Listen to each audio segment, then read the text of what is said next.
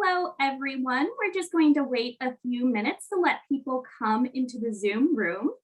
In the meantime, if you want to drop in the chat where you're coming from and maybe what you're drinking tonight, what type of tea, we would love to hear it.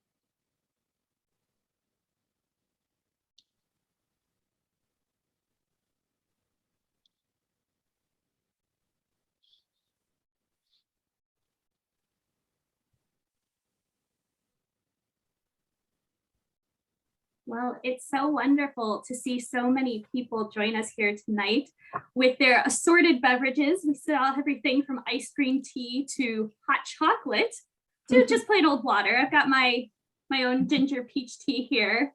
I saw a Cabernet Sauvignon in there as well. Oh, wow. Welcome, everyone. Let's get this tea time started. My name is Anne Ferdig, and I'm a doctoral candidate in the Department of English and Comparative Literature at the University of North Carolina at Chapel Hill, as well as the co-director of Jane Austen and Company. So delighted to see everyone here tonight for the latest event in our series, Asia and the Regency. Tonight, we welcome Dr. Markman Ellis, who is going to speak about Jane Austen and the British way of tea. For those of you joining us for the first time tonight, Jane Austen and Company is a free public humanities series hosted by the Jane Austen Summer Program. Our mission is to bring free events and workshops on Jane Austen and her broader global context to audiences around the world. Tonight, I am joined by my co-hosts, Dr. Inga Brody and Dr. Kamiya Ogawa, as well as our technical director, Jared Powell. And before we begin, I'm going to hand things over to Inga to explain a little bit more about what this series means. Yes, hi everyone. I'm a professor in the same department as Anne and Jared, and I also teach in Asian Studies and Global Studies. I co-founded and direct the Jane Austen Summer Program, which is the umbrella organization for Jane Austen and Company, as Anne mentioned. And in case you don't know, Jane Austen and Company started as a library outreach program where we engaged with 1 or 2 dozen participants at a time. But during COVID, Anne and I decided to take the format online. And we began with a series on staying home with Jane Austen, exploring the role of various domestic arts in the Regency. And this was followed by our series, Race in the Regency, which took interdisciplinary approaches to the experience and representation of race, primarily in relation to slavery and abolition. Each event in these 2 series attracted hundreds of visitors from around the world. We hope to help lead the way towards creating increasingly international, diverse, and 3-dimensional representations of life in the Regency. I like to think of these 2 latter series together as a form of unmasking the Regency. Our speakers are unmasking the far more complex position of international cultural exchange and discourses on race during this period. And it's also really nice just to see people's faces literally unmasked in this cordial atmosphere. In case you're joining us for the first time, what do we mean by Asia and the Regency? Our talks in this series have fallen and continue to fall into three categories. First category, there are the later interactions between Asia and the Regency, including Asian interpretations of the Regency and its culture. And the 2 final events in our series after tonight are in this category. The second has been cultures in Asia concurrent with the Regency. So what was going on in Asia during this 19-year period while Britain's George III was unwell and future George IV hadn't been crowned yet. And finally, Asian influences on the Regency. Because as a result of the active British trade in Asia, Many of these cultural influences are rooted actually in material exchange. Ideas were imported alongside goods. Chinese and Japanese languages deeply inspired European and British philosophers of language. Asian art and aesthetics influenced landscape gardening and architecture. And British political philosophers formulated ideals of nationhood and liberty, partly in response and in relation to their notions of China and other leading countries in Asia. I think Markham's talk deals with both the second and the third categories tonight. And one last note of introduction, we have 2 more events in this series after today's event. If you have any ideas for our next series, the topic is still undecided, so please drop an idea in the chat or send us an email. We'd love to hear from you. So I'll hand things off to my co-host, Professor Kimio Ogawa of Sophia University in Japan. Hello, everybody. It is my pleasure to introduce Markman Ellis. Markman Ellis is Professor of 18th Century Studies at Queen Mary University of London. He completed his BA in English, History and Philosophy and MA in English at University of Auckland in New Zealand, Waipapa Taumatarau in Maori language, and his PhD at King's College, Cambridge, supervised by Professor Marilyn Butler. He's the author of The Politics of Sensibility, Race, Gender, and Commerce in the Sentimental Novel, which came out in 1996. The History of Gothic Fiction, published in 2000. The Coffee House, A Cultural History, it came out in 2004. Co-author of Empire of Tea, which came out in 2015. He has also edited 18th Century Coffee House Culture, 4 volumes, and Tea and the Tea Table in 18th Century England, 4 volumes, and co-edited Discourses of Slavery and Abolition, and Prostitution in 18th Century Culture, Sex, Commerce, and Morality. So he covers widely. I mean, just a few years after Professor Ellis published Empire of Tea, I think that was in 2017, our research team invited him over to Japan. We were just so impressed by his work, research. We wanted to hear about tea, coffee culture, and also about sensibility, discourses. So we were so fortunate to have him in Tokyo and listen to several of his fascinating talks, one of which was about tea culture. And so we're going to hear that today. It's truly my honor to invite Markman again online over to this Jane Austen and Company. I still have that lovely tea box that you brought from Twining in London. He has forthcoming book, Science and Reading in the 18th Century, the Hardwicke Circle and the Royal Society, 1740 to 1766, which will be published, I believe, from Cambridge University Press this year. He's editing Elizabeth Montagu's letter with Lord Bath for the Elizabeth Montagu Correspondence Project. So, well, we are welcoming Professor Markman Ellis today, and I'm very much looking forward to hearing the talk myself. Before we hear from Professor Ellis, we need a few words of instruction from our technical director, Jared Powell. Jared? Yes, thank you, Kimio. Yes, okay, making sure I'm not muted. So yes, I'd like to take a moment to explain how tonight's event will work. The event will last about 90 minutes in total, including Q&A. And so throughout and after the presentation, you're welcome to put questions in the Q&A box. And let me share this presentation here really quickly. So yes, you're welcome to put questions for Dr. Ellis in the Q&A box. And then at the end in Q&A, Anne, Inga, and Kimio will take turns asking them to Professor Ellis. And then the chat, if you'd like to chat with other attendees as you've been doing, thoughts on the talk as we're going along, continue to use the chat for that. So Q&A, questions for the speaker, chat, conversation with other attendees, and be sure in the chat that the drop-down menu is set to everyone. I think it might default to hosts and panelists, and you want to be sure everyone can read your messages. And speaking of the chat, we usually enjoy a robust chat, and it looks like tonight's for sure going to be that way. And for some of you, you may want to hide the chat. The little notification icon might bother you. And if that's the case, if you're on PC, the way you would do that is you click, excuse me, you click the chat icon, and it should pop up in a separate little window here. And you click on the top bar and just drag it off screen. And that way it will hide that. If you're on Mac, it's similar. There's just one extra step. You click the chat icon. Instead of popping out automatically as a window, though, I believe it should be, sorry, this little bar might be in the way, but there should be in the top here a little caret icon that you would then click and do pop out, and then same from there, click it at the top and drag it off.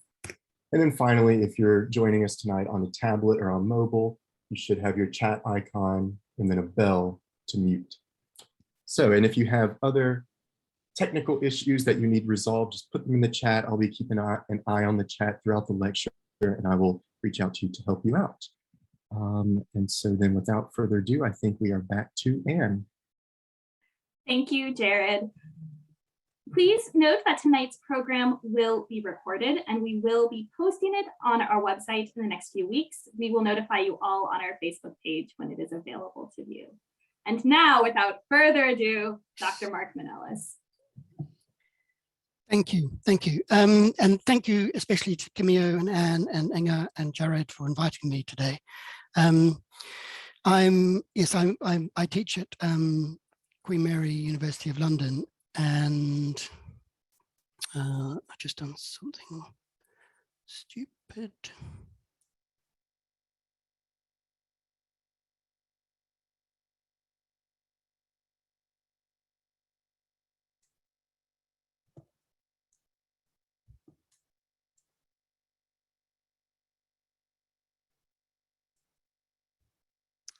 Which is that I have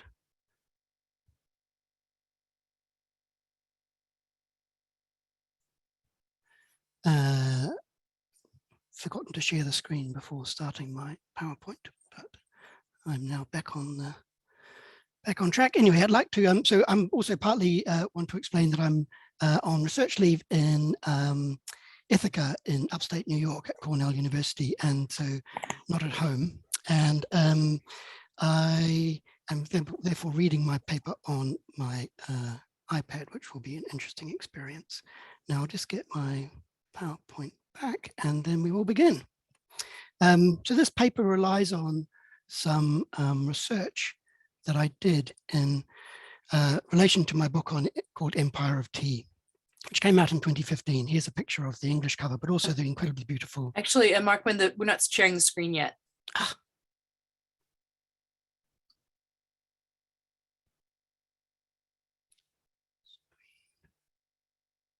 Here we go. There we go. Now it's up. Brilliant. That was so easy before. Right. So yeah, what was I saying about the book? Yeah. So I just wanted to recognize that I co-authored the book Empire of Tea with my colleagues at Queen Mary, Richard Coulton and Matthew Major. And I'd like to thank them for some of the research and ideas which are in the paper today. And thanks too for the audience for coming tonight. Austen is amongst my favorite writers. You know, she's just, I try and reread one of her novels every year. But you will all know Jane Austen as well as me, or better. You'll also have very firm opinions about tea, and I love and respect all those opinions. I don't want to dissent from any of them. Okay, so in this paper, I plan to begin by talking about the history of tea and tea consumption, focusing especially on the first few decades, in the 18th century and leading up to the first few decades of the 19th century. In the second section, I'll bring my focus a little bit closer to Jane Austen's own tea drinking habits as far as we can know them from some hints that she leaves in her letters.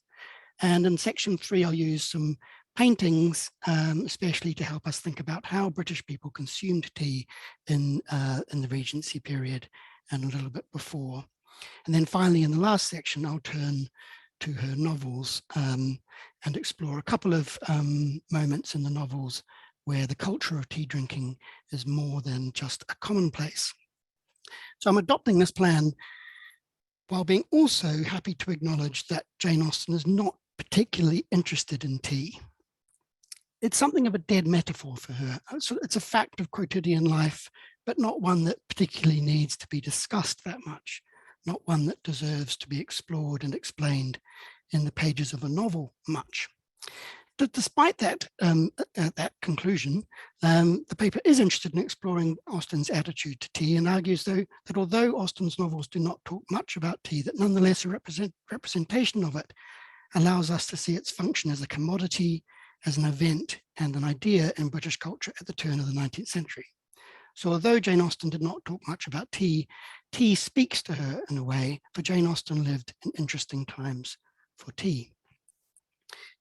So Jane Austen lived in a Britain that was known to be a nation of tea drinkers.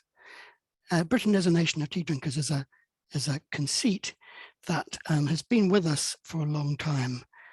It's a statement which sort of connotes feelings of warm-hearted coziness, a nation given both to the quiet domestic virtues and to sober and commercial industriousness, a sort of far cry from the more violent and exploitative elements of empire and warfare, perhaps, which it might also be associated with.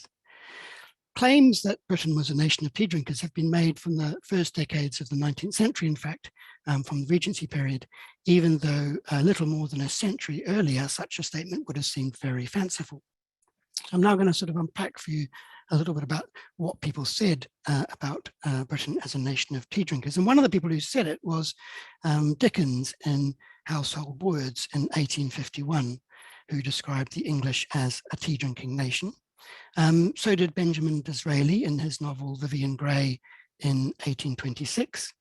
The English, he says, are a tea drinking nation, although he goes on to say there is no nation which drinks more tea and knows less of its nature and culture than the English. The tea drinking nation idea was noted in a report on the East India Company trade presented to the House of Commons in 1825. But the earliest usage of the term I found was in a pamphlet by the lawyer and abolitionist William Dixon, who observed how recent tea's ubiquity was in a pamphlet he wrote in 1803, where he said, "The United Kingdom has become a nation of tea drinkers, despite every man who is 50 years of age, despite the fact that every man who is 50 years of age remembers a time when it was little known even among shopkeepers and master tradesmen in this country, and when, even in towns, the name of a tea drinker was a term of reproach among persons who lived by their labour." In 1801, the East India Company clerk and fellow of the Royal Society, Robert Wissett, has explained that tea forms the morning's repast of almost every family in the kingdom. He continued, tea may be literally said to have descended from the palace to the cottage, and from a fashionable and expensive luxury has been converted into an essential comfort, if not an absolute necessity of life. So Jane Austen's adult life and writing is happening at a moment when it's becoming clear to people that Britain is a nation of tea drinkers. So the hot infusion of the oxidized and prepared leaves of Camellia sinensis, which is a fancy way of saying tea, was an extraordinary innovation when it was first encountered by the British drinkers in the 17th century. They had no language to describe its flavor and few directions about how to consume it. So in many ways, the encounter with tea was a creative and an experimental act, a process of curiosity and habituation. In the 17th century, tea was very restricted in supply, very expensive, and associated especially with the elite socializing of women in the royal court. It was in that sense quite unlike coffee, its rival in the hot drinks market, which was associated with the public consumption, with coffee houses, where it was relatively cheap and commonly available to a wide variety of consumers. So tea is a relatively recent phenomenon. There's no tea in Shakespeare, for example, because he'd never heard of it. The first description of tea in English was a report made by a Dutch traveller to Japan in 1598, who commented on their habit of taking a certain drink, which was a pot with hot water made with a powder of a certain herb called cha. It wasn't until 1658 that the first tea was offered for sale in London, courtesy of Thomas Garraway, who owned a coffee house in the city of London. It was probable that the tea he sold was imported from Holland, where there was a more established market provided by the Dutch East India Company. The first writers to show any interest in tea in England were natural philosophers and physicians who investigated its strange physiological properties, especially its psychoactive effects, which we now describe as the effects of caffeine. Tea was also astonishingly expensive, too expensive, one scientist said, to actually experiment on. He couldn't actually afford to buy any. Where tea did find initial approval was the royal court, especially amongst elite women there, including Charles II's wife, Catherine of Braganza, and her ladies in waiting.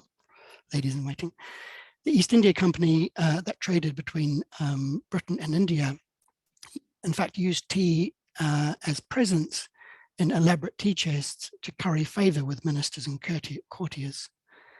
But at this time and throughout the 18th century, all tea originated in China, all tea on the English market, that was. As a result, the East India Company, with no ready access to Chinese markets,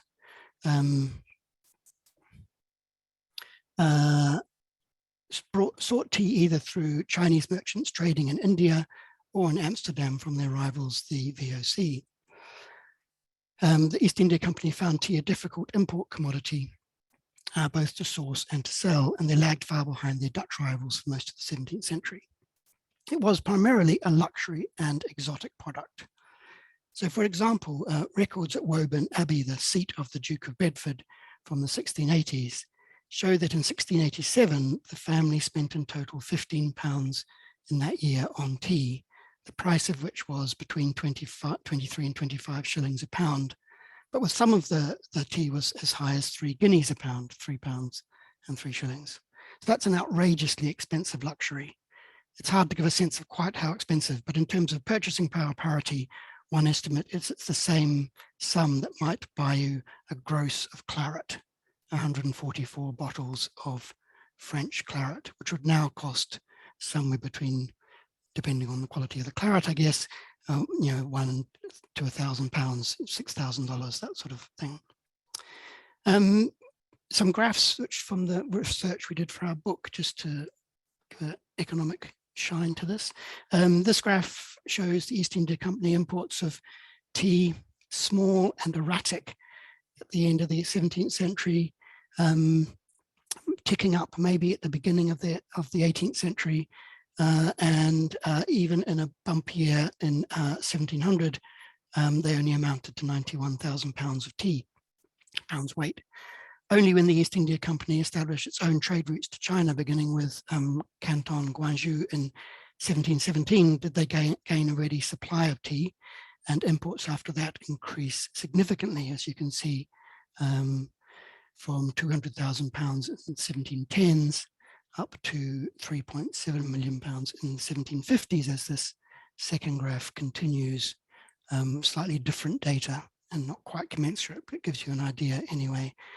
In the later decades of the 18th century, tea became in fact the largest single import commodity for the East India Company, exceeding the trade in all India goods, so much so that by 1820, it was virtually its sole item of trade. So by the middle of the 18th century, the British were firmly established in their love of tea. Tea continued to be associated with women in the royal court, sometimes both together. In his celebrated mock epic poem, The Rape of the Lock, Alexander Pope in 1714 repeatedly uses tea and tea drinking as an emblem for the scandalous behaviour of London high society. Writing about Queen Anne's court at Hampton Court Palace, remembering that Anne was Queen of England, Scotland and Ireland, Pope remarks, "Hear thou, great Anna, whom 3 realms obey, dost sometimes counsel take and sometimes tea."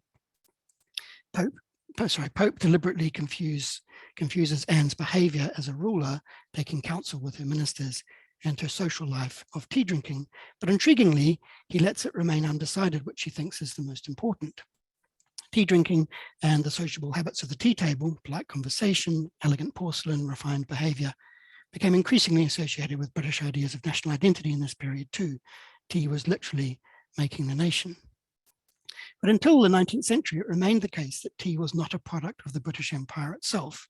That is, until the discovery, as it were, and propagation of tea in the 1820s in the Indian province of Assam by the Scots brothers Robert and Charles Bruce. Although numerous attempts had been made to transplant the tea plant, the Bruce brothers identified Camellia sinensis as a species naturally found in the mountains of Assam, where it had been long known to the indigenous people of that area. With careful cultivation in Assam, Darjeeling and Ceylon, by the 1850s, India was producing large quantities of tea from within the British Empire, and by the 1870s was equaling Chinese imports of that product. In summary then, tea was transformed from a rare and exotic and spectacularly expensive commodity in the 1690s to an almost ubiquitous and quotidian consumer product, reflecting the near universal habit of tea drinking in a matter of 5 decades or so, between 1690 and 1760, more or less, maybe a little bit later. As it did so, tea became closely associated with the British way of life, transcending distinctions of social class, national geography, and cultural background, so much so that by the 1820s, commentators instinctively identified the British as I said at the beginning, a tea drinking nation. So tea had gone from being a novelty to ubiquity, from luxury to necessity in less than a century. Okay, so moving on to the second section, thinking a little bit more about Jane Austen's tea.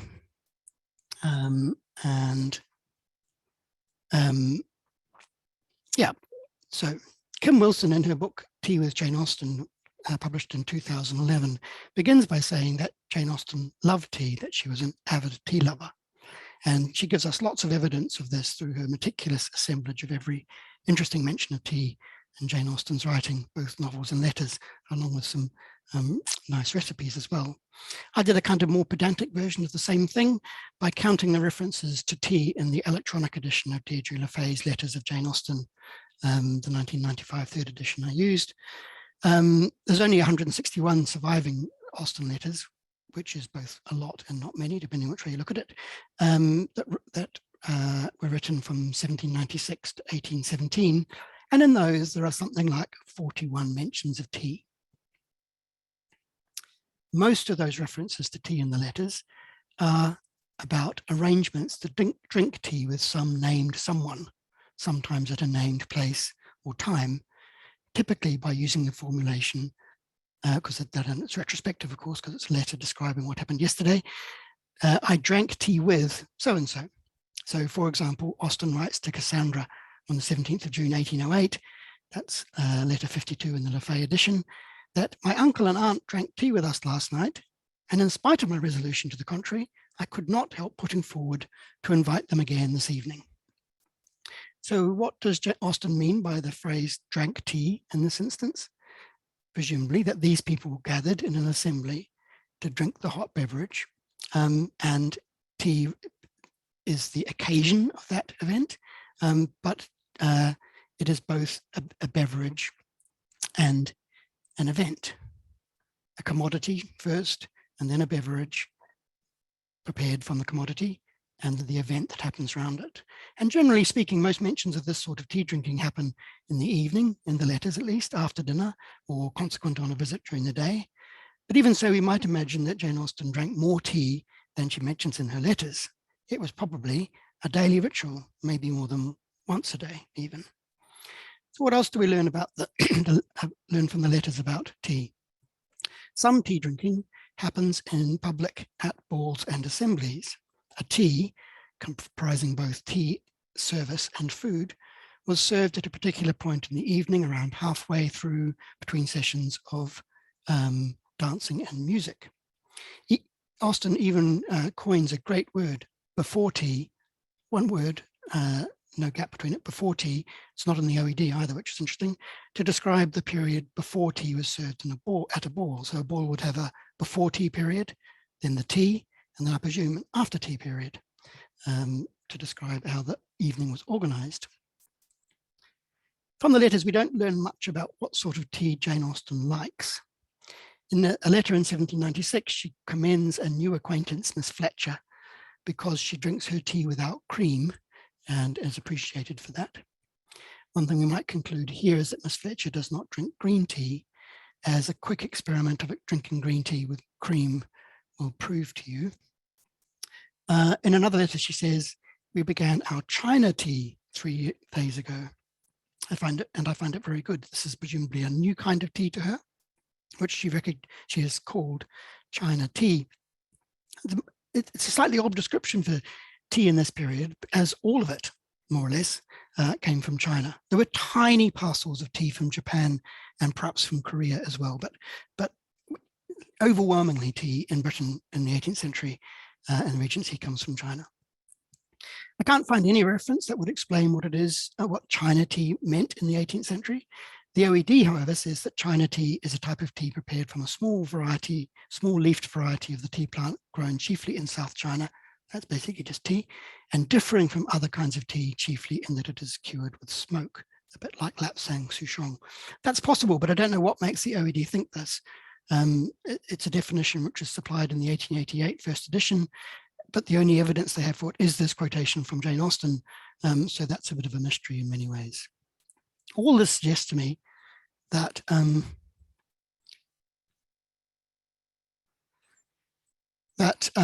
for Jane Austen, the tea leaf was a simple commodity, not an object of curiosity or connoisseurship, but that she really enjoyed the sociable event of tea drinking, such as this Rowlandson image of ladies at tea at the Yale Centre for British Art.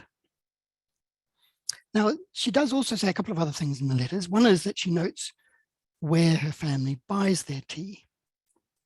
In a letter to Cassandra in March 1814, she notes that the price of tea is rising and the family account is due to be paid. I'm sorry to hear that there's been a rise in tea. I do not mean to pay Twining until later in the day, when we may order a fresh supply. Tea prices may indeed have been rising in early 1814. A newspaper listing prices current for the London wholesale tea market for February and March 1814 does note an increase in the price of Congou tea, for example, from 3 shillings and 5 pence to 3 shillings and 11 pence, a nearly 15% rise in just under a month. So maybe that's what she's referring to. A few days later, she complains in another letter that she says, I suppose my mother recollects that she gave me no money for paying Twining and my funds will not supply enough. In any case, the Twinings account still needed paying. So Twinings were an important London tea merchants in the Regency period, as they still are. So Twinings still exists, now a brand of Associated British Foods, controlled by the London-based company Whittington Investments, which is itself controlled by the Canadian Garfield Weston Foundation. Associated British Foods owns a large number of consumer food brands in the UK and in Europe. Twinings has an American headquarters, which is in Greensboro in North Carolina, which I thought our hosts might find curious, where for some decades they even operated a tea packing business, but now it's just a distribution center, I think. So Jane Austen has to pay her account at Twinings, and this is what a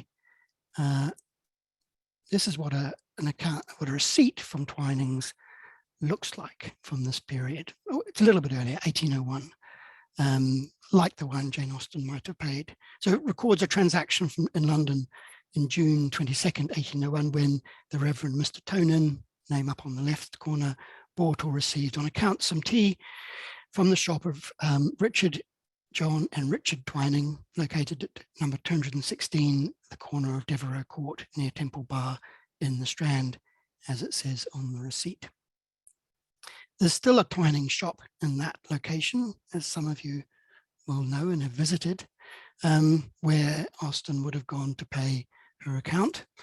The building, in fact, which houses the shop, was destroyed in the Second World War, so it isn't exactly the same, but it's broadly the same. Twinings began life in 1706, in fact, when Thomas Twining became the proprietor of a coffee house in Devereux Court on this location.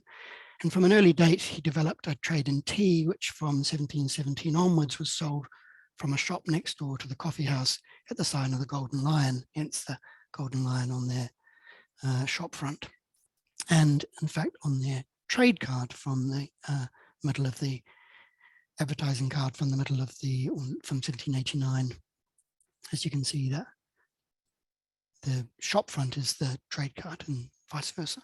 An inhabited frieze depicting a golden lion in the middle between two reclining Chinese men, one in yellow and one in blue.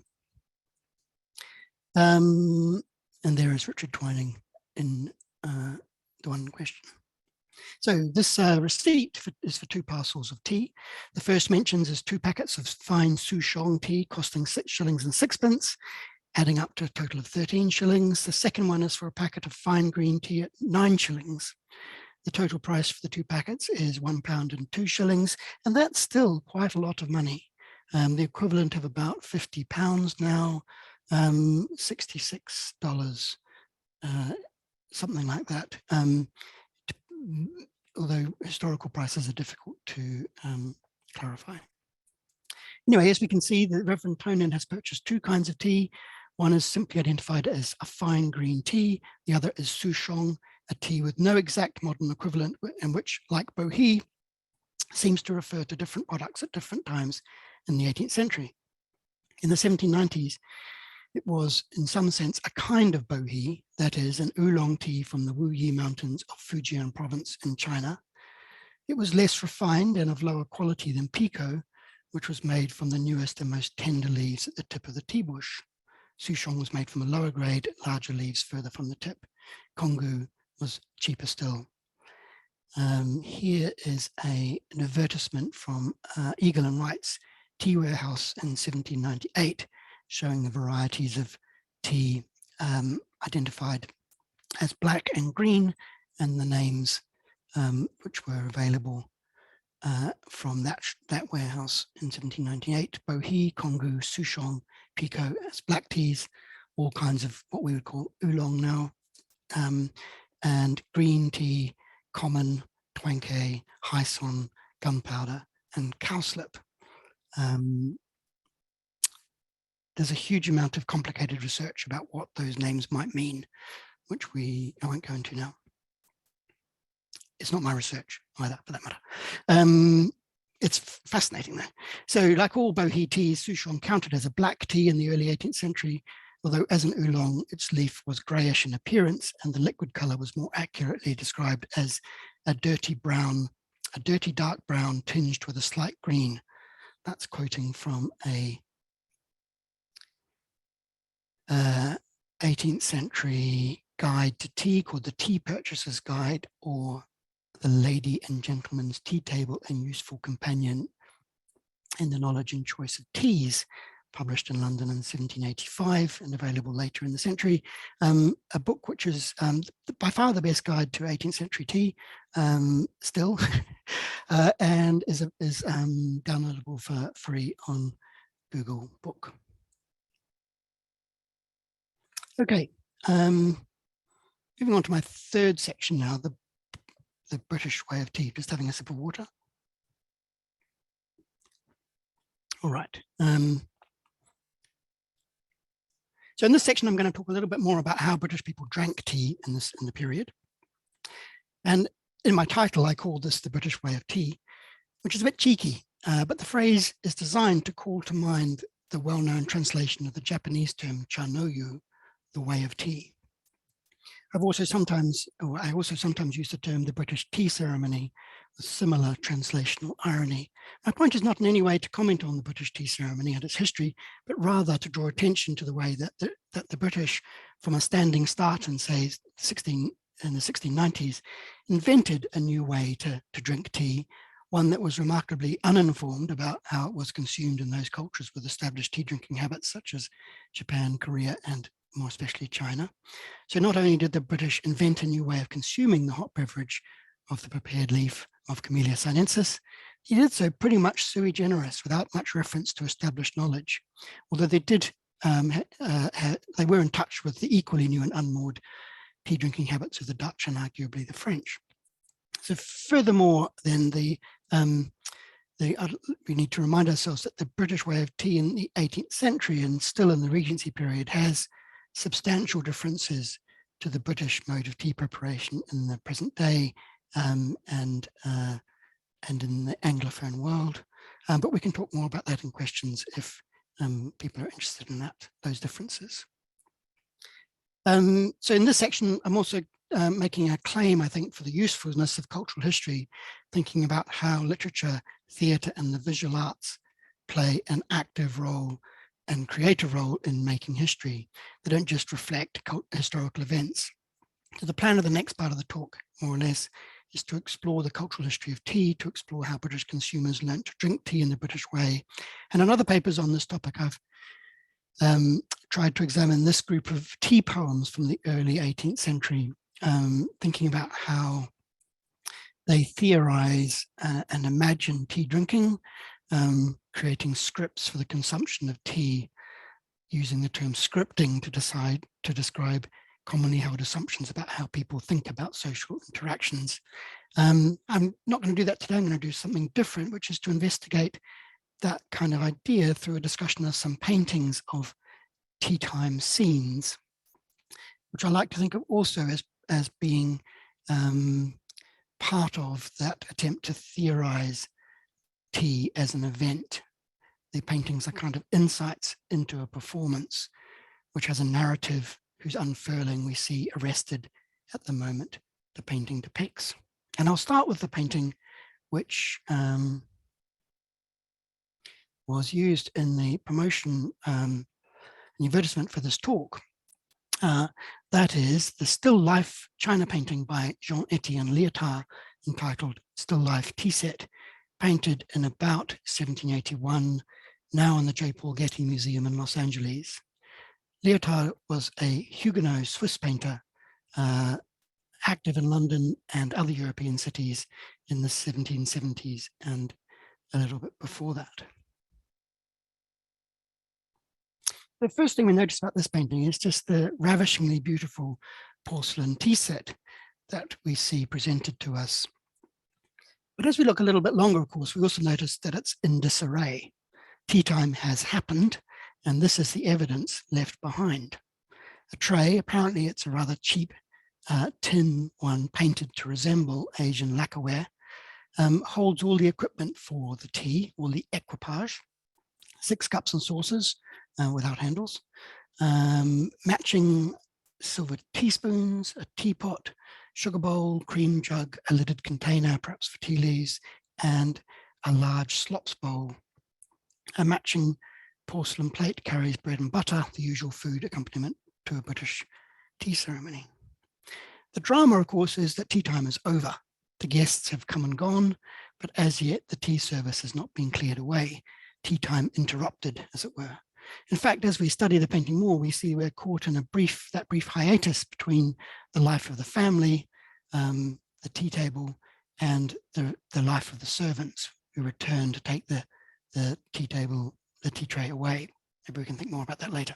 So looking at some of the details, one of the guests has in fact dumped their cup into the slops bowl. Slops bowl was typically used for putting cold tea that you hadn't drunk into so that you could have a fresh hot cup. It's not typically used for dumping your dirty cup in. 3 of the cups are upturned on the tray. Note again, no handles. Given the way the teaspoons are strewn around, I think this indicates that the practice of many tea time guests who indicated that they didn't want any more tea by turning their cup upside down. If you kept your cup turned the correct way, upright way, the hostess would keep pouring tea into it. And there's an amusing anecdote. I think it's in Goldsmith's Citizen of the World, where I could be wrong about that when I meant to check and I forgot. where a guest ends up almost drowning in tea because they don't know to turn their cup over and not be served anymore. We can also see that there's some of the cups still have cold tea left in them. This is the cup at the back with a teaspoon casually adrift in it. And this is one in the foreground where some tea has spilled out into the saucer. I like this one better. As this waste tea makes clear, it is a pale greenish brown transparent product, and two thoughts follow from that. The first is that this tea has been consumed without milk. It's a bright and clear liquid, no milky opacity. And secondly, we could try and work out what kind of tea it was, or perhaps what, or we could hazard a guess that it's some blend of green and bohea tea that the hostess has created at some time previous to the painting's event moment. And that might make us ask what's in the jug on the right. It could be milk or cream. Now, that would be unusual in the 1780s, but perhaps not so much in Jane Austen's period. Milk was not commonly taken with tea in the 18th century. So perhaps it's a jug for hot water. I'm not convinced about that either. And then we could notice the butter on the bread and butter, the only certifiable dairy product on the tea table. Jane Austen records eating bread and butter and with her tea, as do families in The Spectator in 1711. But also she mentions cakes, whatever they might be. There's the sugar bowl, sugar making an important symbolic presence on the tea table, as well as, of course, an important saccharine presence, sweetening the tea, and the teapot and the tea canister behind it. The porcelain is Chinese export ware in the Mandarin or image pattern. I'm informed by porcelain experts that it's not a particularly fine quality porcelain. It's a sort of common quality. And Leotard himself did own some very fine, he'd been gifted some very fine tea sets around this time, but this isn't one of them. So Leotard was about 80 when he painted the image, probably in his hometown of Geneva. And there's maybe a sort of memento mori element to his subject. He's caught in a moment, he is caught in a moment between the great stage of life's tea time before death comes to clear away the evidence. But as Leotard's painting suggests, tea drinking is an event. Here the painting focuses on the tea tray, but more generally we can imagine the ceremonial theatre of tea focused around it that has happened in the recent past. And we can use other paintings to imagine some of that happening. So I could have chosen this one, which I've spoken about many times before, from the Goldsmiths Company in London, painted in 1727, or this one by Joseph van Aken in the Tate. But getting a little bit closer to Jane Austen's period, let's focus on this really wonderful drawing by Marcellus Laroon the Younger from 1770 in the Yale Centre for British Art at New Haven. It depicts a family and friends assembled for tea. A woman in the centre, presiding, acting as hostess, with two children, a boy and a girl, and two male guests, maybe members of the family, father on the right, maybe. To the left of the hostess is a servant woman bringing in a kettle and a plate of bread and butter. So the actual act of tea service is occurring in front of us. We have interrupted a lively party, Laroon's nervous pen seems to say. And as such, in the presence of the audience of assembled family and guests, the hostess has taken from the tea caddy a sufficient quantity of tea leaves and added it to the teapot, into which she is then going to pour hot water from the kettle the servant brings, brought into the room by the servant. So Laroon's depiction of tea making reinforces that distinction between front and back office functions in the domestic family home, upstairs and downstairs as it's sometimes known. while a servant woman pours hot water from the metal kettle to the teapot on the table, having heated it over the stove in the kitchen, associated with labor and dirt. The gentlewoman of the family, the hostess, completes the actual process of tea making. And tea making was among the only examples of food preparation undertaken by members of the family rather than their servants in a genteel household. So maintaining distinctions between who did what and when around the tea table was a key part of the performance of that genteel status. Mansfield Park gives us a good example of that in chapter 34, where the servant Baddeley begins the tea ceremony in Mansfield Park, the house, by bringing in the tea things. The novel says the solemn procession headed by Baddeley of tea board, urn and cake bearers made its appearance and delivered her Fanny from a grievous imprisonment of body and mind. So by describing this as a solemn procession, Jane Austen adopts something of that mock heroic tone to ironize the formality of the proceeding. But we'll come back to Mansfield Park a bit later.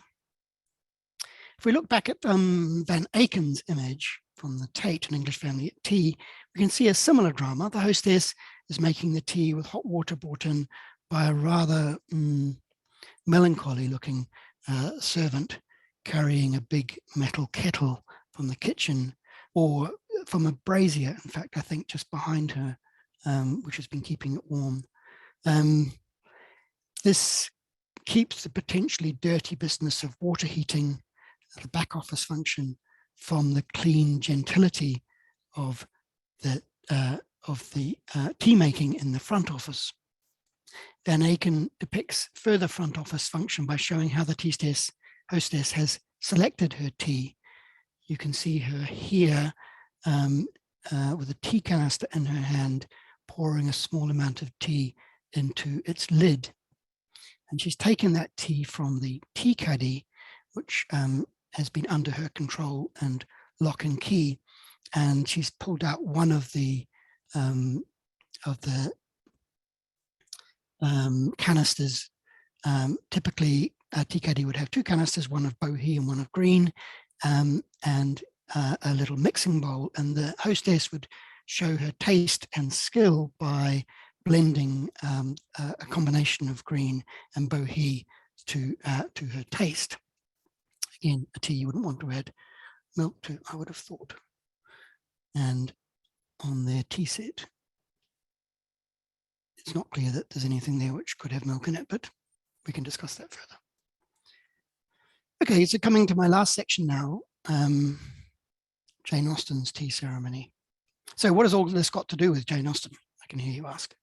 So as I've been discussing, mentions of tea and the cultural forms of tea drinking are comparatively common in Jane Austen's letters. The same can't really be said about her novels. Persuasion, for example, mentions tea only once. There's something to be searched for in Bath, in the assembly room in chapter 20. Taking tea at a ball or assembly provided a significant respite from the music and dancing, but not without its own causes of social embarrassment. That idea is dramatized further at the beginning of Northanger Abbey, when Catherine Morland is spending her 6 weeks residence in Bath, having been precipitated unexpectedly into society. Here, for example, Jane Austen identifies the tea as a key point of friction at sociable assemblies and balls, and hence something worth investigating, something interesting. So arriving at the ball in chapter 2, Catherine and Mrs. Allen find the room filled with people, some dancing, some watching. Eventually they find a place where they can at least stand overlooking the dancers looking on to them. But at a pre-appointed hour, they find the service of tea served in the tea room occasions a tidal motion amongst the press of people. As Jane Austen says, everybody was shortly in motion for tea and they must squeeze out like the rest. There's no room for them to stay where they are. And so they lose their spot again.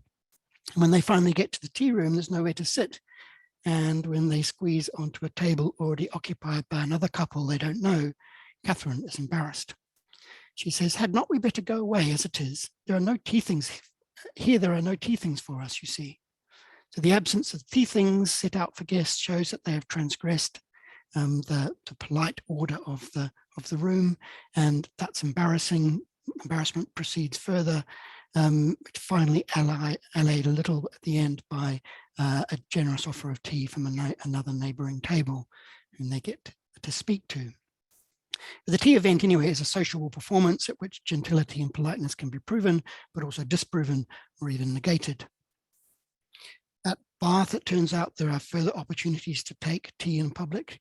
In the morning, in the lower rooms, Catherine is introduced to Tilney by the Master of Ceremonies. They dance, but stopping, which is fun, but stopping for tea allows a more sociable conversation.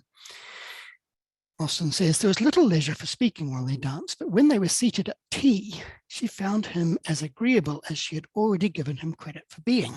He talked with fluency and spirit, and there was an archness and pleasantry in his manner which interested, though it was hardly understood by her. That's in chapter 3. So Tilney's ironic flirtation follows, presumably with the tea things in the background, as he quizzes Catherine about her pursuits of the young woman at Bath, her journal keeping, and he discourses with some irony on Muslim and with Mrs. Allen, a kind of mock enthusiasm. And by the end of the tea and the chapter, Catherine has already started dreaming about falling in love. The tea itself, the tea event, seems to have slipped out of view and no longer worth attention. But tea does come back, or at least the tea service does come back, when she awakes later in the novel, chapter 22, when she awakes after her first night at Northanger Abbey. That's the night in which she's been indulging in her Gothic imagination with the laundry list, you'll remember.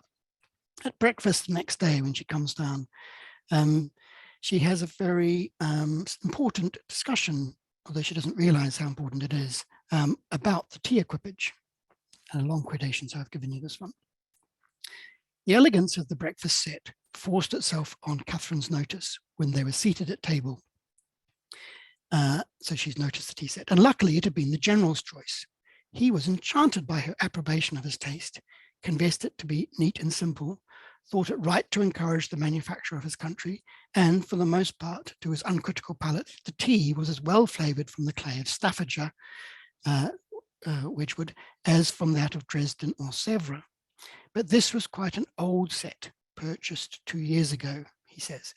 The manufacture was much improved since that time. He had seen some beautiful specimens when last in town, and had he not been perfectly without vanity of that kind, as if might have been tempted to order a new set. He trusted, however, that an opportunity might long occur, of selecting one, though not for himself. Catherine was probably the only one of the party who did not understand him. So at one level, the reader is invited to watch Catherine's innocence, to witness it, especially that she fails to notice the general's illiberal, prurient, and misogynist observation about her selecting her own tea service when she gets married to his son. That innuendo causes us to review the general's opinions about porcelain made earlier too, or rather his rather nouveau riche denigration of the tea service that's only 2 years old, no Veblen effect for him, and his vulgarly patriotic preference for Staffordshire porcelain Wedgwood over the more highly regarded or equally highly regarded European wares, such as those made at Meissen near Dresden in Saxony, or the French royal manufacturers at Sèvres. So we're being set up not to like General Tilney, and these cultural attitudes allow us to see through his pompous and posturing masculinity. Now, there are a couple of other references to tea drinking events in the novel. 4 more. Tea as a beverage or event doesn't play a major role thereafter. And we might think that's odd, given that Austen's novels are written in the period in which Britain becomes a self-consciously tea drinking nation. But let's think more about why, how that conundrum can be. Now, my favorite and final example is going to be for tea stories in Jane Austen is Mansfield Park.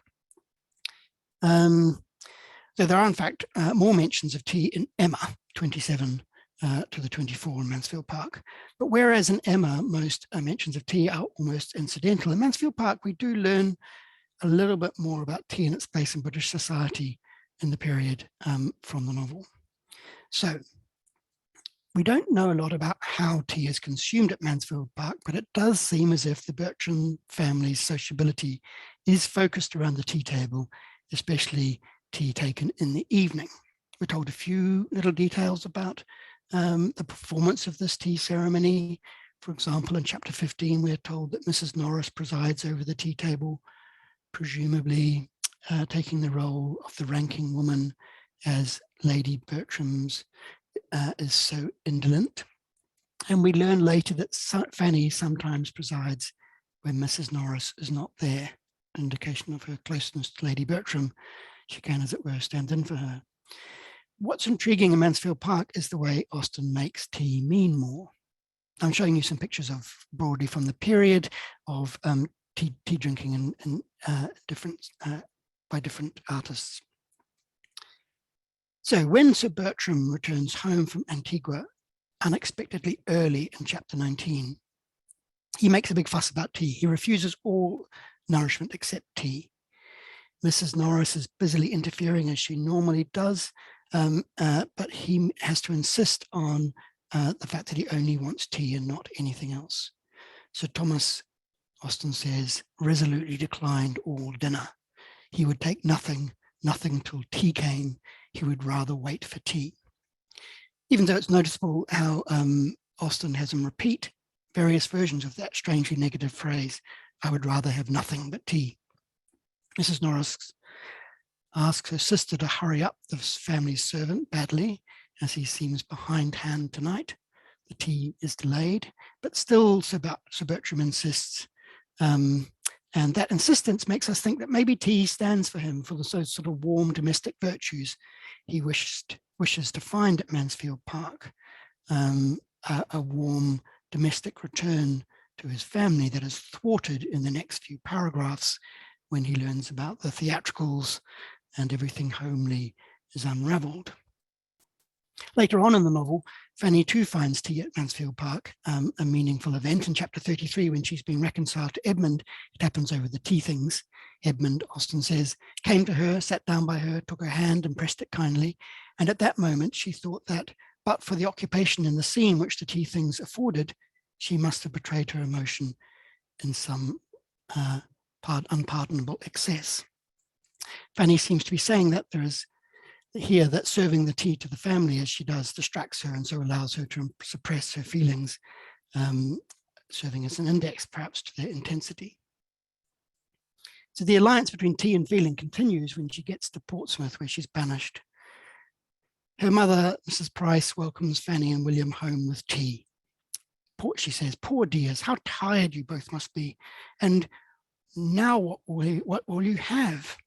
I could not tell whether you would be for some meat or only a dish of tea after your journey. She worries about not having a steak, of all things, to dress for them. Perhaps, she concludes, you would like some tea as soon as it can be got. In their response, they both declared they would prefer tea to anything.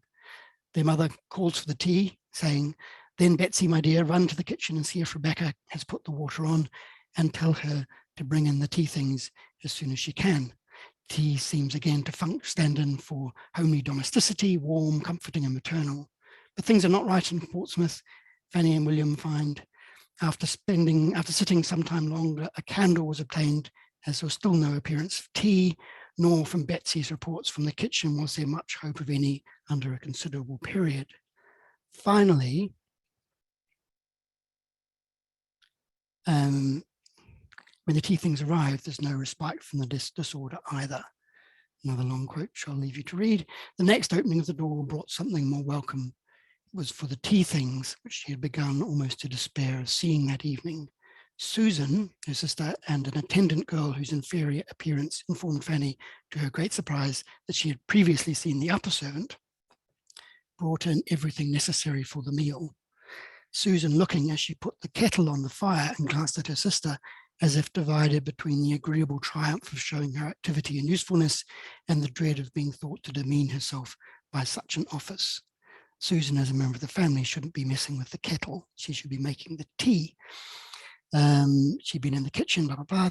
Fanny was very thankful. She could not but own that she should be very glad of a little tea, and Susan immediately set about making it, as if pleased to have the employment all to herself, occupying the hostess role finally.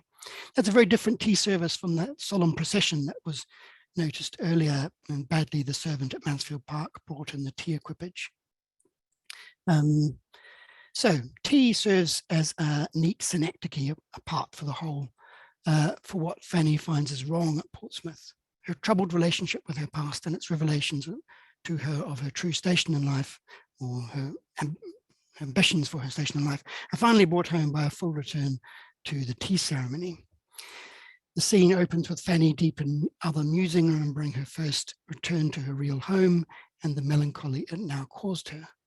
The sun is shining, but that only serves to reinforce what she doesn't like about home. The sun was only a glare. A stifling, sickly glare, serving but to bring forward stains and dirt that might otherwise have slept. There was neither health nor gaiety in sunshine in a town. She sat in a blaze of oppressive heat and a cloud of moving dust, and her eyes could only wander from the walls marked by her father's head to the table cut and notched by her brother's, where stood the tea board, never thoroughly cleaned, the cups and saucers wiped in streaks, the milk a mixture of motes floating in thin blue, and the bread and butter growing every minute more greasy than even Rebecca's hands had first produced it. This scene of the dirty tea board almost returns us to that Leotard painting we looked at earlier with dirty cups and stale bread and butter. In any case, Fanny's realization over the teacups is that she doesn't seem to belong in Portsmouth anymore, that she must seek her fortune in Mansfield Park. And that, of course, that realization or that wish is made possible by the news announced at the end of the very same paragraph of her father reading in the newspaper of Henry and Maria's affair, which unwinds the problem at Mansfield Park for her. Tea isn't mentioned again, but presumably it does play a background role in the winding up of the novel. Okay, well, I've gone on long enough, so I will finish there and look forward to all your questions in the question period. Thank you so much, Markman, for that fascinating presentation. A reminder to our viewers that there's still time to drop some questions in the Q&A if you would like Dr. Ellis to answer them. And I'm going to start off with a question that might kind of tie into what you were saying before about milk and cream, but since tea was a luxury for a long time, what did people of lower socioeconomic classes do when they were drinking tea? Did they dilute it? Did they mix it with something? Was there a way to adulterate the tea to make it cheaper? What was the way of making tea more accessible for people? Yeah, thanks. Well, all those things in a way. So let's take them one by one. So tea becomes ubiquitous and a kind of necessity when it becomes cheaper, and when it's super expensive, ordinary people, the common people, are not drinking it very much. And those who did were often, this is often mentioned in satires, but presumably it does have real life equivalents too, were often servants drinking secondhand tea. I mean, tea that had been already used once by their betters, something which was thought of as very demeaning in the period. But in fact, you know, as anyone who knows about drinking tea in China or Asia, the second infusion is often preferable to the first. So maybe there's something a bit confused about that, but that idea of secondhand tea dried out and used again the next day by the servants is one that's common. Tea was often accused of being adulterated with various products in order to make it seem stronger and more brightly colored. That's one of the reasons why English people will come to value a strongly colored tea above many other qualities, other finer qualities maybe. So the strength, a quickly a tea which quickly stains the liquid a darker brown color is one that's particularly valued in England, and qualities which are not particularly valued on the market in China at the time. And as the quantity of tea becomes vastly larger, the price does diminish, and there is much cheaper tea available by the Regency period than there was in earlier periods. So there's still fine tea, which is still very expensive, like the Reverend Tonans buying from Twinings, and one suspects that Austens too, but you can also buy much cheaper tea, some of it being a byproduct of the market, old, broken, and that's another term I've forgotten. So tea does become a lot cheaper. But I guess the other thing is that, you know, in the early 18th century, common people aren't drinking very much tea. They're only ones who are servants in households who can afford the primary product. Does that answer? That was a wonderful answer. Thank you so much. We have another question similarly about access. Would poor families try to make tea from local herbs, for example, or are there, and what kinds of teas are associated with snobbery in Austen or other authors from the period? The question asker, and actually you use the word equipage, and I can't help thinking of horses and carriages when you do. So I'm curious.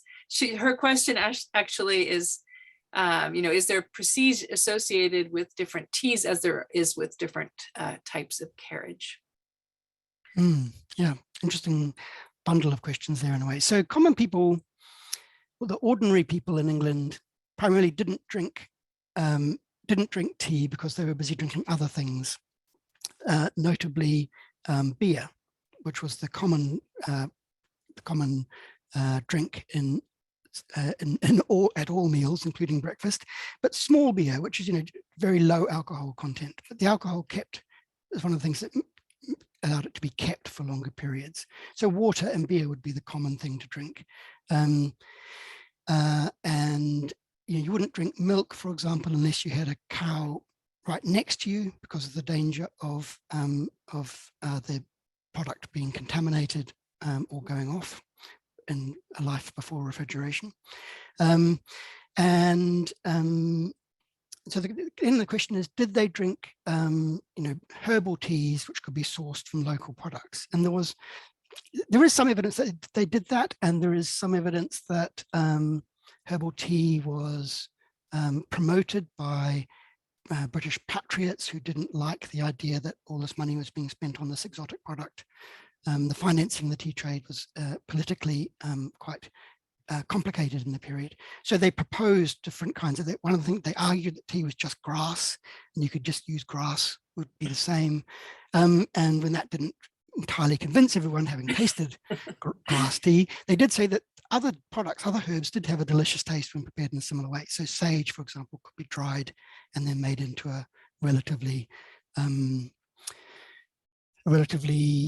pleasant drink. And there were a couple of others, some of which we're still familiar with, like chamomile and things, which where preparations were made.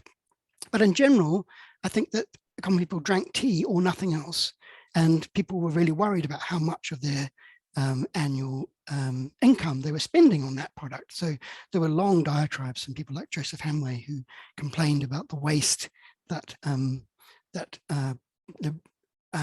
good, honest, working British people were spending all this money on this fake foreign product that did them no good. Indeed, it did them no good. It was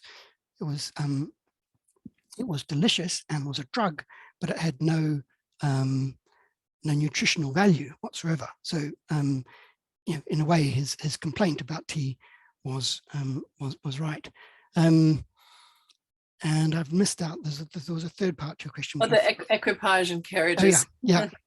Yeah, and so I said equipage, which I agree makes you think of horses. And I've also sometimes said equipage, and I'm not sure which one it is. I think the OED gives us both suggestions depending on where you are. So, well, the key thing about the equipage, of course, is that you need to drink tea properly, you needed all these things, and they were really expensive, and they were porcelain, and they really had to be porcelain, because only porcelain was the only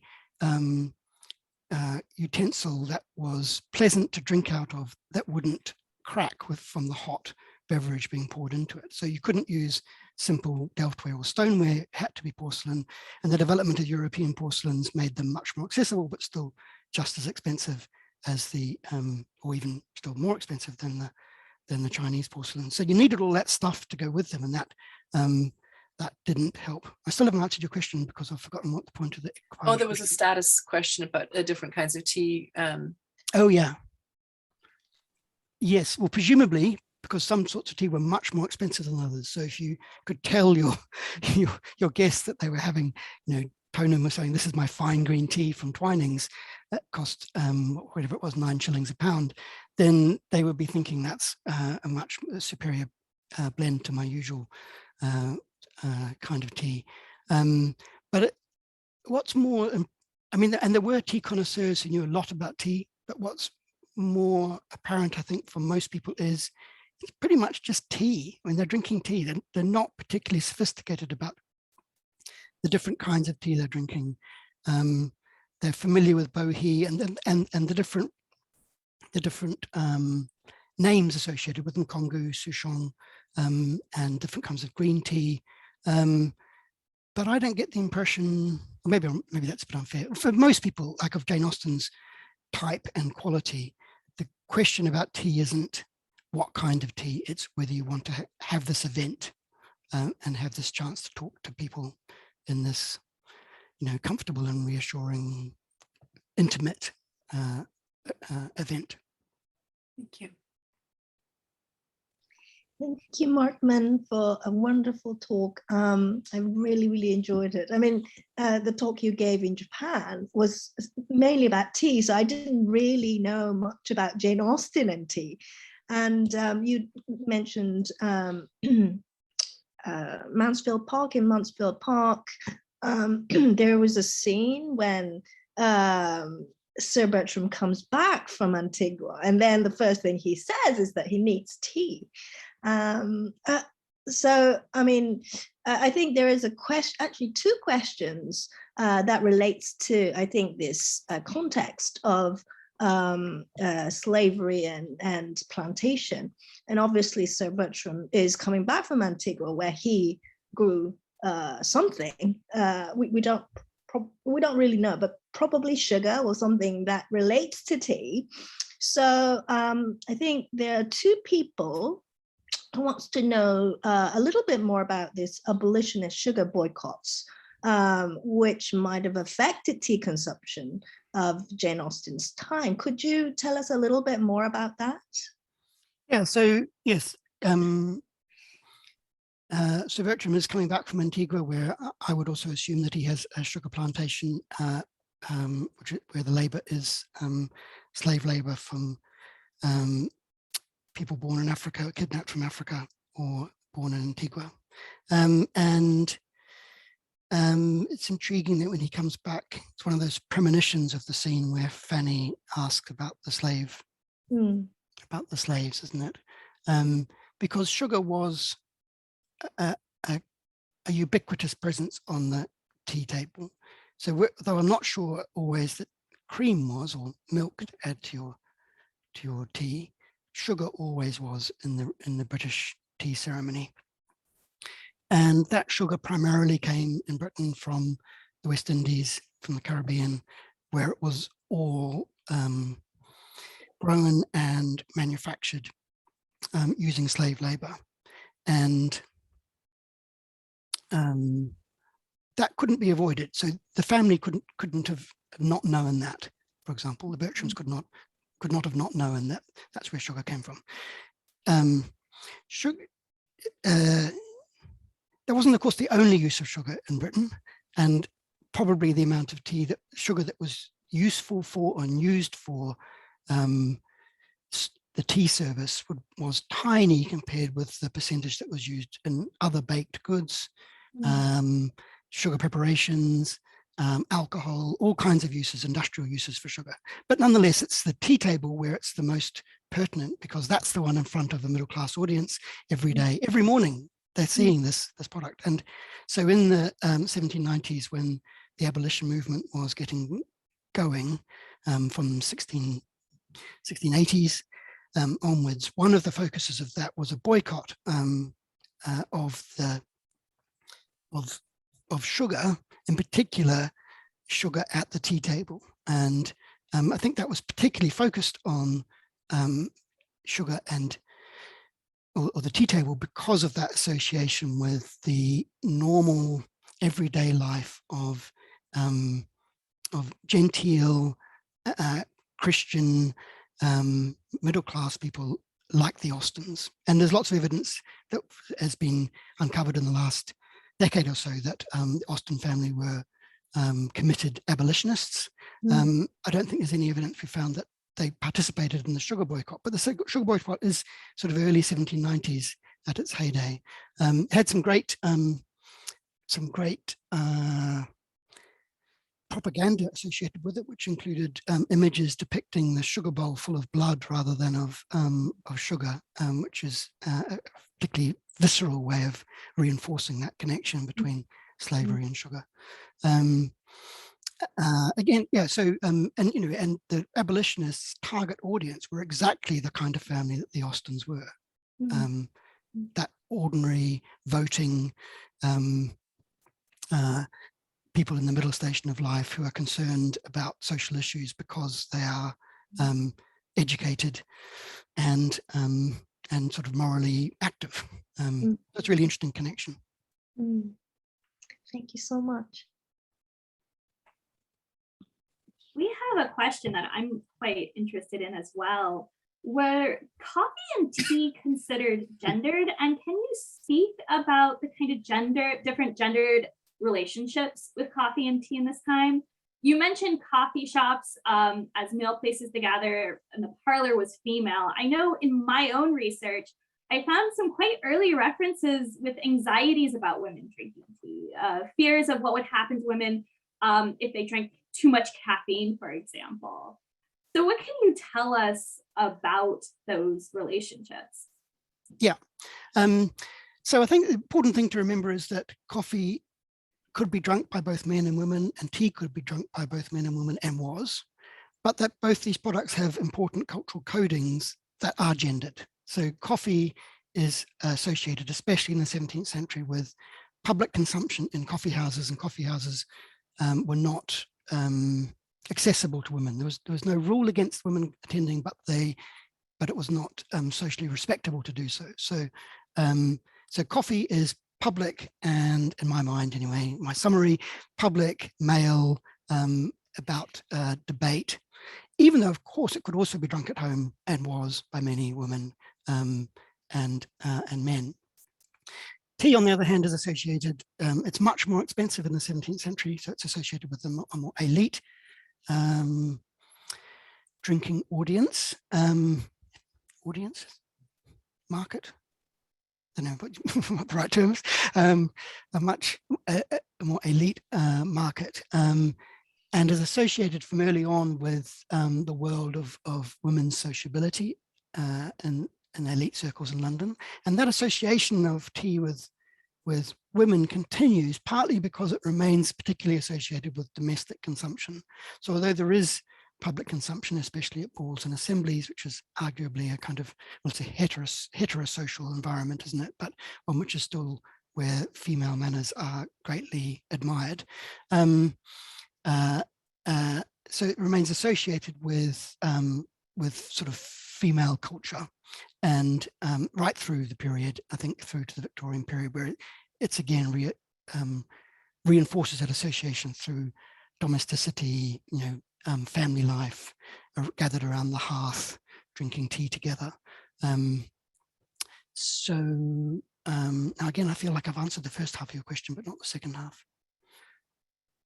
I think that was a great answer. I'm going to pass it on to the next question so we can fit in some more before we have to say goodnight. Yeah, there's so many wonderful questions here. I'm going to group a few together and ask you if you would be willing to just characterize, if you would, the difference between the rules guiding the tea ceremony, as you call it, of Regency England versus contemporary England, and when tea became a meal. So if you could, in terms of these rules, also talk about accompanying food. Yeah. So the tea ceremony in Britain these days is you get the tea bag, you put it in the mug, you fill it up with water, and then way too quickly you add some milk to it so that it sort of stews in a kind of horrible lukewarm milky water. And that really is 99% of the tea that's consumed in Britain. However, of course, there is still a more ornate version of the tea ceremony, and there's a wonderful essay by George Orwell published in 1946 or thereabouts, which describes in loving detail all the elements of that tea ceremony, including ideas about heating the teapot and introducing the tea to a warmed teapot and adding the water and letting it steep for a certain amount of time before pouring it out into cups, and adding the milk before or after, depending on, well, actually there's a whole question about whether the milk should go in first. There's also some hilarious satires on that question. Miffy, milk in first, the Miffy question. And that all depends pretty much on the use of tea leaves, which, as the tea industry will tell you, is a tiny percentage of the market for tea these days in Britain, which is overwhelmingly taken by tea bags, which have a very different tea ceremony. All of which makes delicious tea, of course, in which, you know, I drink the tea I drink mostly is tea bag tea, made in the way which I just described. Yeah, so what goes with tea in so I think one of the key things there, I guess, is the difference that happens after. So in the Regency period, I did describe, I think, in enough detail the tea ceremony in that period. One of the things that changes is the nature of the tea, which in the Regency period isn't a blend. It's a blend which the hostess is creating at the moment of the tea service, not a blend that you buy. So there's no purchase of a blend like Earl Grey or English breakfast or Yorkshire tea or any of those other, and those blends which are created to remain consistent no matter what tea makes them up. So the tea blender, the company like Twinings, will be producing a consistent Earl Grey tea flavor, which their customers can identify as Earl Grey tea. And the idea is to make it as consistent as possible. And they'll do that through bringing together a really wide variety of teas from all over the world in order to create exactly that consistent flavor profile. And that idea of a blended tea, which is branded, emerges in the late 19th century. And that sort of changes the way in which the British tea ceremony happens, because the tea starts to become more consistently reliable and has taken on those characteristics which the British still like about their tea, which is that it's strong and dark, which is, you know, not everyone's favorite tea profile, flavor profile, but is what the British tea industry is pretty much aiming for. Things that go with tea then, so in the 18th century, it's really consistently just bread and butter. But in Jane Austen, it's clearly also cakes. There's a mention of someone meeting in a pastry maker's for tea in a pastry maker's shop as well, which sounds intriguing. And Kim Wilson's book has some great research into Regency recipes, and she provides the recipes, which where you can sort of you can recreate some of those sort of cakes that go with it. Tea as a meal. Yeah, I don't know enough about tea as a meal, partly because partly because it's fraught with all kind of complicated time and class associations in Britain about what counts as tea as a meal, and it would be very difficult to unpack them all. But It's clear that at the ball and assembly, when people go through to tea for the tea service, there are also more complicated and savory and sweet dishes being served. And you'd imagine at a ball that they would be attractive and complex. So I think that's when tea service starts to be associated with different kinds of food. Afternoon tea emerges in the middle of the 19th century as a sort of a social encounter, which is now associated particularly with a huge variety of different kinds of food, of course. Yeah, so that's a really complicated, the food question is really complicated and slightly outside my knowledge. Thank you. Well, thank you so much. I wish we had more time to answer questions. We've had so many wonderful questions, but it is, I think, time to say good night. So for everyone at home, hang on for just a few more minutes because we've got a few more events coming up. But once again, thank you so much, Markman, for joining us. This was a fascinating talk and a great Q&A. Thanks. Thank you. And thank you to everyone who showed up this evening. We hope that you will join us in the future at our last two events of the Asia and the Regency series. Coming up on April 21st, we have honorary National Book Award winner Karente Yamashita talking about her book, Sansei and Sensibility, which are stories based on Jane Austen and her own experiences as a third-generation Japanese American. She's going to give a talk and answer your questions. This is going to be a great opportunity to ask questions of an award-winning author. And then we have one more event, new event to announce on May 5th. Dr. Catherine Duncan is going to be talking about Jane Austen and the Buddha, based on her book, which just came out at the end of last year. She's going to be talking to us about how we can find peace and happiness through the books of Jane Austen. That will round up this series. As always, registration is free and you can get your Zoom link at janeaustenandco.org/sign-up. We hope to see you there.